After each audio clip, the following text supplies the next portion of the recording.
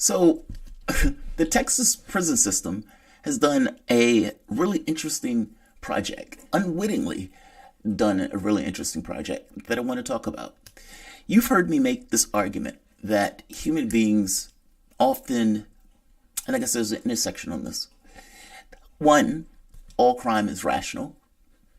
I've said it on more than once. People aren't necessarily crazy when they're committing some particular act of crime. But on top of that, this idea of human beings is seeing themselves as something beyond themselves. That the moment that they take on a job, let's say an astronaut, that astronaut, there are qualities that that person sees themselves as that extend beyond the human being. It's the conception extending beyond the physical on some level. What does that astronaut think of themselves? Do they think of themselves as explorers? So if the ship is going, do they say, fuck it, I'm going into space, so they just kind of fly into Mars? Or do they see themselves as more scientists, practice, studied? It could be both. It could be either. Whatever they see themselves as, though, it extends themselves on some level in regards to the responsibilities that they themselves believe they have in order to live up to that particular expectation. Cop, prison guard, what do they see themselves as? Now, I just look at them as people, but oftentimes they may get a benefit of the doubt as being part of the blue line that maybe they shouldn't get. Because if I'm right and they're just human beings, that those human beings are susceptible to things that every other human being are susceptible to, such as deprivations, having things that they need that they don't necessarily have access to, issues of poverty. All of these things are things that are practical realities of being a person in our particular society, regardless of them being part of that blue line and basically holding in prisoners. They also have things that plague them that they themselves need to deal with. I've often made this point that crime is rational, and I say that because 42% of the population lived off of $18,000 or less. You have a lot of people in the country that are dirt poor.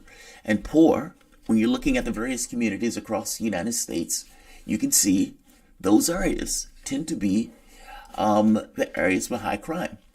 In some cases, even higher murders, deaths, and all sorts of drug abuse across the board.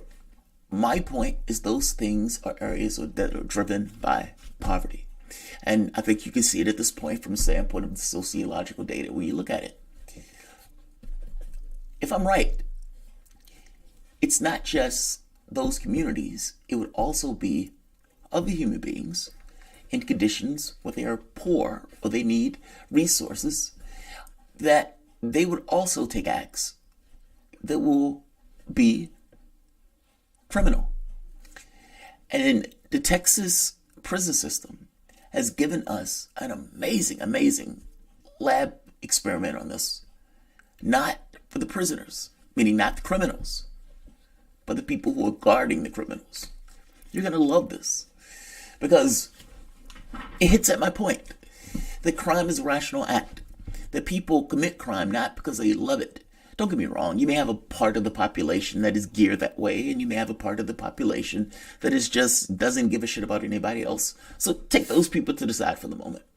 I'm talking about that middle area of people where mostly they would not commit the crime if they had the resources at their disposal that they needed to make the crime not make sense. If I'm in a bad situation and something comes up where there are needs that I may have, and not just needs, you may even have a society that tells you that these things are necessary in order to be a full human being. You may feel some kind of way about living in a society that you don't have access to the things that you need. And in your head, you know the society looks down upon that on some level. What does that individual do, and how does that individual function? And not adding a right or wrong to it, I'm just asking in somewhat of a mechanical way, or mechanical question. If that person had needs, things that they needed, there will be a part of the population, some probability, that will be willing to do bad things to get those needs. And what they would say is, what are the chances that I'm going to get caught?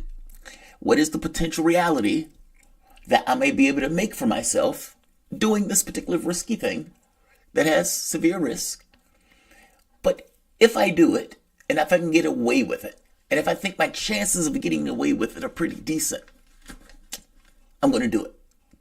Now, if I had a wife, if I had a kid, a car, a house, a job that I enjoyed, selling meth doesn't make sense. Why would I do that? I hope you're getting my point. It has to do, on some level, at least I would say for the larger part of the population that's involved in something like that, with things that they needed and didn't have access to. Yes, I think this is an issue of economics. And based on the prison system experiment that they did not realize they were having, I think I'm right on it. Welcome to the Soapbox.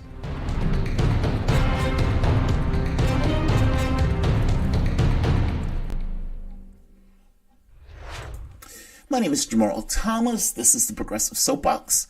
Guys, if you dig this content, please like, share, and subscribe. You can always support this content through PayPal or Patreon. This content is brought to you by you, and I appreciate you allowing me the opportunity to do it. So, yeah, I hope I explained it okay. I'm going to have to listen to the video again and make sure I explained it right. Yes, I think poverty drives a certain degree of crime with the basic question: if I do this, am I going to make my ends? And is my environment of such that I am on some level incentivized to take this act? And again, this is not an absolute. Not everybody is going to be oriented that way. Some people, that question wouldn't even come into play. But of course, there's going to be a probability in a country of 300 million that put into certain dire straits will take actions to make ends.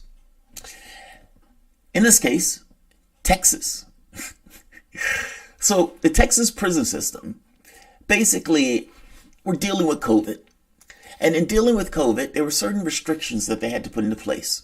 So they were basically saying, all right, we're going to stop visitors from coming into the prison. We're going to put restrictions on mail. Now, part of this also was an effort to try to stop the drugs coming into the prison. So, but the COVID thing complicated this effort. But basically, we're going to put restrictions on pretty much all of these things. People coming into the prisons, mail, etc. Here's the catch. If you stop people from coming into the prison, meaning human beings, guests, visitors, etc. If you stop mail from coming into the prison, okay, fair enough. What should happen to the drug supply that's coming into the prison? Think about what I'm asking. From the standpoint of the prison system, drugs come in through human beings, meaning people carrying it in their ass cavity, and mail. You know, put it in cakes and stuff like that where they just can't necessarily find it, and it goes in and they get it. That was the belief, that was the majority of that stuff. And so basically, if you shut down that, the drugs should just shrivel up, right? Right? Because the prison guards in no way are going to break the law. They're not going to break the law at all. And yet, that's not what you've seen. In fact, you didn't see the drugs go down. You saw the drugs basically stay even, if not go up. The main source of drugs, according to more than a dozen people who lived and worked in Texas prisons over the past year, low-paid employees and understaffed facilities. There's more drugs than a year ago, said one staff in a maximum security unit in West Texas. They're finding meth daily. A year ago, it was just here and there. It's so easy to get it in. She asked not to be named, to not be basically attacked. But basically, the point is, you have prison guards who are poorly paid. Those prison guards that are poorly paid, that are keeping other people in cages, they have needs. And because their needs are not necessarily being met by the pay that they're getting, they think to themselves, These guys need drugs. They need cell phones. They need shanks and knives. They need certain things. I, am I stationed as a prison guard, and being a good capitalist, can sell my capabilities, my powers, in the context of this jail for cash to help me out in the money that I'm not necessarily making on the job. Will this be everybody? Of course not. But I've already said and postulated that it wasn't going to be everybody. It was going to be a probability of people who were going to be incentivized to take certain actions that the rest of the population, the majority of which, may not necessarily take, but they're going to take. They're willing to take to make their ends. And what is the argument for it? What is the risk? Yes, I can get caught. What are the chances of getting caught? I estimate that as being low. And because my current situation is not great, there's a certain desperation here, or at the very least, there's something and an opportunity for more. Yeah, I'm going to take it. If that guy was making $100,000, would he do it? Would he risk it? Probably not. At 30, yes. Prison officials, right here. The searches turned up what prosecutors described as an unusually large amount of drugs, including K2, cocaine, meth, items clearly too bulky to mail in, like marijuana, bags of pills, jars of alcohol, and 72 cell phones. Can't mail that in. And at this point, they've shut down the mail. They shut down the visitors. Who is bringing it in? The only people that can be bringing it in are staff. The only people that can bring it in are staff. They haven't prosecuted anybody because they haven't been able to basically attach one thing to the other. But they did fire various people. Contraband is going to come in one way or the other. The dirty staff is a big problem, said Jeff Ornsby, who heads the staff's correctional officer unions. He blamed low pay for this situation. Texas prison officers start at a salary of about $36,000. The maximum is less than $45,000. It's funny. It's so willing to say that, look, the reason my good God-fearing men are being driven to crime is because of poverty. They just aren't being paid enough. If they paid them more money, they wouldn't be driven to crime. It has nothing to do with these blue line, these bleed blue members. It has nothing to do with them as bad people or anything like that. Just need more money. By the same token, they will put people in cages. They're holding people in cages that couldn't make that argument for whatever particular reason, that their crime was just a crime, that they did that. They committed that crime because there was something that was wrong with them that besmirched them. Meaning, the benefit of the doubt that the prison correctional facility is basically giving the men, saying, look, they wouldn't be bad people if it wasn't for the money. It's not the argument that many of the people that are being held in those cages could make. It's not one that the judge would accept. And yet, here we are with the prison officers union arguing that, hey, if you paid them more money, they wouldn't do this. That doesn't matter in larger society. The judge doesn't care about that in larger society, even though what he's saying is probably true. Isn't that some shit? How, like, the hypocrisy of that moment is phenomenal. So right here, this one is just, this stat makes it that much more plain. Meaning, you could take all of the drugs from other sources and you still equal the exact same amount of drugs coming in to the prison. 2 years ago, officers found drugs in common areas 2,301 times according to the agency data. Last year, that happened 2,297 times, even though the number of people incarcerated decreased by 16%. Prisoners decline or discipline for drug increase 18% from 666,000 in 2019 to 1,960 in 2020. Over the same period, prison prosecutors said the number of people charged criminally for contraband substances in prisons increased by 10%. For many people living and working behind bars, the numbers confirm what they suspected all along. The persistent contraband problem is driven by mostly staff. Isn't that illegal? Isn't that illegal? Isn't bringing contraband into a prison illegal? You're basically giving people who you're saying are dangerous and criminals cell phones. Those people with those cell phones, what are they doing with those cell phones? Are they potentially committing more crimes with those cell phones? If so, the officers that are giving those inmates those cell phones are basically some kind of extension of that crime, right? Considering that that's what they did. Why are you letting them off? Why is poverty at this point an excuse? I don't understand this hypocrisy in this. The prosecutors weren't prosecuting anybody for this. They just fired them. Why aren't you prosecuting for this? Poverty is never used as an excuse when they are putting people in prison. In fact, many of the people who are in those cages that you are basically keeping in those cages cannot make the same argument that you're making here. They're letting the prison guards off in this, at least the ones up at the top that they were talking about. I'm just astonished by this.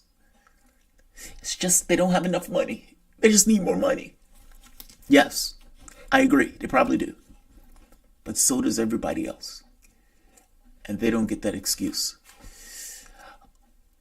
Even before the pandemic, guards were regularly able to smuggle in phones, which would sell for $800 to $1,500, and drugs, sometimes hiding them in food, beverages, behind keys to fool metal detectors. $800. Now, how much do they make? That is basically what they make in a week, and maybe 2 weeks. What are the chances of getting caught?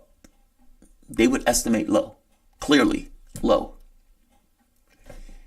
What is the benefit and the potential for profit? Very high.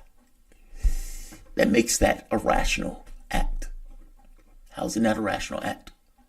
Fears of the coronavirus and staff shortages have made smuggling even easier. In the past, we would have to go through metal detectors. We would have to do shakedown thing, kind of like the airport. You would take your shoes off and you're kind of pat search, said an officer who worked in the prison on the Gulf Coast. But last year, she said, they stopped doing searches and contraband problems grew worse as prisoners openly smoked drugs. You could walk in and smell it in the air, she said. Sometimes the officers didn't need to hide the contraband at all because the prisons were so hard up for workers that they couldn't spare any staff. Dude walks in with just a bag of weed. What's up, Sarge? Dollars. Yeah. Rational act. Let's apply that for the moment to the larger society. Why wouldn't the same thing be true? Think of all the iterations of people in all the circumstances that people are in all across the United States. Think of the people, for the most part, at the very low end of the economic spectrum. You have people at the higher end too, but I'm just making a very specific point of the drivers of that stuff. And in this case, you get this kind of sandbox world of prison guards who are supposed to be on some level cops committing crimes when the money is not there, just like the people they're holding in those cages. Like, share, and subscribe. Thanks all.